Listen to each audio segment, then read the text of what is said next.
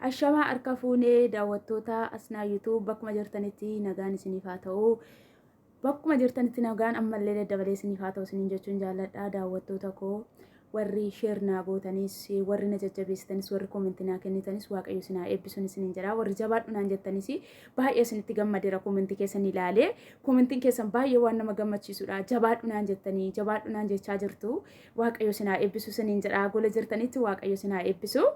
Har'a immoo gammachuu addaa tokko qabadhee dhufee jira. Dhufee amma ji'a shanitti ani birrii jararraa fudhadhuun ture. Sababni isaa maaliif ishuma biraan kaawwadhaan jasha yeroo guuteen erga jedhee jechaadha afaan hin beekoni. Garuu sarraatanyaan Itoophiyaa jirti waan hin gammadu jechaadha gaafa dhufu sarraatanyaan Itoophiyaa jirti ture. Achumarraan gaafa ji'a shan guutuu birrii meeqa na biraa qabdaa jettee na gaafatte afaan masaanitti naan garuu afaan hin beeku ture. Ji'a lama darbinaan garuu xiqqoo bareera.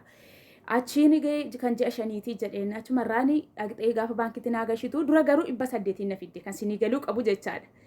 Kun waan nama gammachiisu waan addaati 800 na fidde jechaadha biiroodha addisii dhagaa yeroo addisii dhuftan beektu 700 600 fa'idha.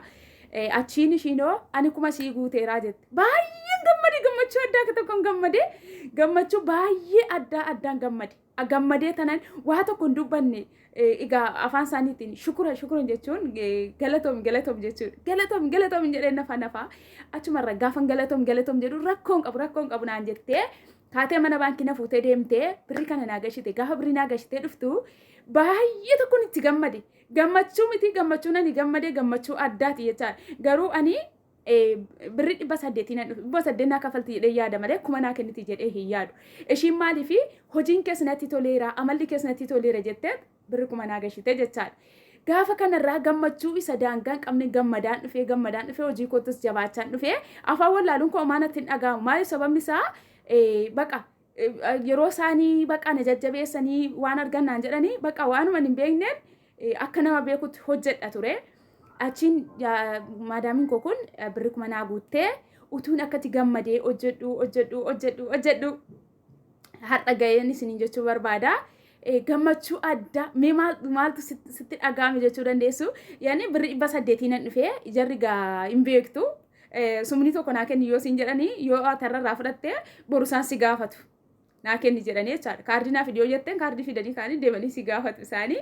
Ana garuu akkasitti yeroon dura dhufu baay'ee mudannoo qaba miti eddanas dhufe immoo baay'een gammade ture baay'ee humnaa walitti hin gammada ture waa tokko baqa boqonnaallee nan qaba boqonnaallee baay'een qaba sa'aatii isaanirraa boqonnaa naaf kennu boqonnaa nan qaba baqa baay'ee gammachuu addaa dhugaadha baay'een gammadee gammachuu koo keessatti dhugaa ammana jedhee ibsuu hin danda'u jechaadha san gaafsane gammadee gammachuu akkatti gammadee hin beeku maaliif sababni isaa anoo afaan hin beeku anoo maan beeku otoo birrii 100 naa kennite birrii waan fakkaatu hin beeku kaa birrii asii waan fakkaatu hin beeku birrichi baala fakkaata sababa ta'eef namni hin beekne tokko amma otoo isaan birrii 100 kennaniif birrii tokko naa kenne jechuu danda'a.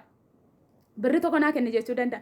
Ani garuu hin beeku ishiin garuu mindaa ji'a shanii birrii 5 naa kennite seetan akkatti qabadhe yeroo ilaalu yeroon akkasitti ofitti butee ilaalu 00 isaa hoggaan ilaalu akka kuma ta'e bareenoo achumarraan baree kottu mana baankii deemnaa naan jette ishi jedhee deeme faana gaafa faana deeme jedhu muluma isaa naa gashite irraa fudhatteedhaan ilaalan ganaa irraa fudhatteedhaan ammas duubatti garagaleen ilaalan ammas bukkeetti garagaleen ilaalan ishiin otoo omaa irraa fuudhiin birrii amma kanaa baankitti naa gashite.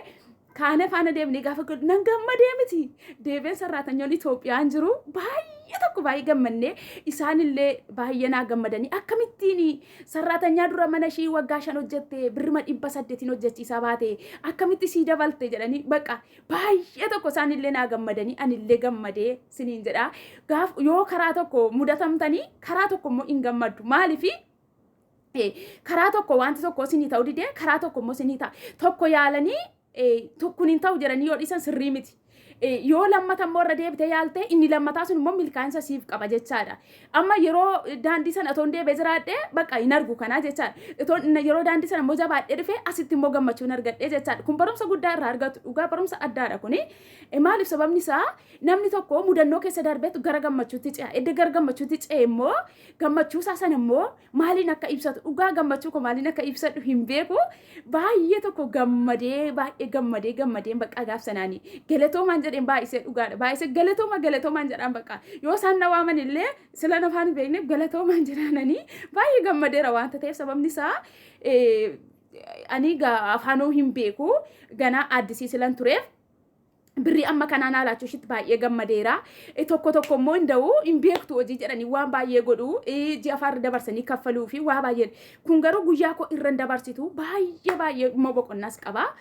Bakka achiin utuun gammadu tokko immoo afaan nama Itoophiyaa afaan Amaariffaa dubbatu argachuu kooti baay'een gammada bakka ishee wajjiniin baay'ee nan hojjedha waliin dhugnaa waliin nyaannaa gammachuun keenya waliin taphannaa bakka baay'ee gammachuu addaa keessa akkasii otoo hin jiru waggaa 2 xumuree egaa gaafa waggaa 2 xumuree gaafa shinna biraa deemtu baay'ee tokko dhugaadha maal sinitti himuu danda'are nama tokko nama jaalatu tokko yeroo bira dhabdu baay'ee sitti immoo hin tolu beektu yeroo duraanitti baay'ee wal wajjin gammannaa bakka nyaannullee yoo nyaachuu baatte nama kee tokko argatte keessumti keessi gammada ana baay'ee keessi koo na gammada bakka ni madam kootu baay'een gammada ijoollee ishiittis baay'een gammada ijoollee ishii nama tuqanii baay'ee tokko baay'ee gaariidha.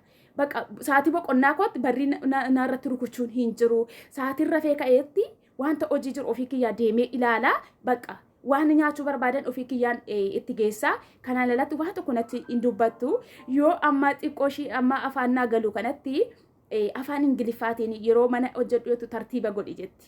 Kazaanis immoo achumarraan eshi jedhee nan deema waan ishiin jettu bakka yoon afaan hin dubbachuu baadhee harkaan jechaadha harkaan natti agarsiisti nan hojjedha baay'ee gammachuu guddaa keessa darbee akkan dura mudatame immoo gammachuu addaa keessa darbeeni baay'ee tokko ishiittillee gammadee ijoollee ishiittillee dhugaa akka obbolaa koo caalatti ni ilaala baay'ee tokko jechaadha baay'ee waan addaa intinedhee yeroo tokko nu mijachuu didee gara tokkotti immoo yoo darbine inni hin mijata amma yeroo mudannoo tokko arginee jennee mudannoo sana ilaalle yoo teenye faayidaan qabu yoo garuu mudannoon sanarra darbinee tattaafanne waan gaarii waan gammachuutti dhufna maaliif gammachuun immoo har'a yoo gaddite boru immoo hin gammadda har'a yoo boosse boru immoo hin kolfita haala kanaanidhaan isiniin jedha.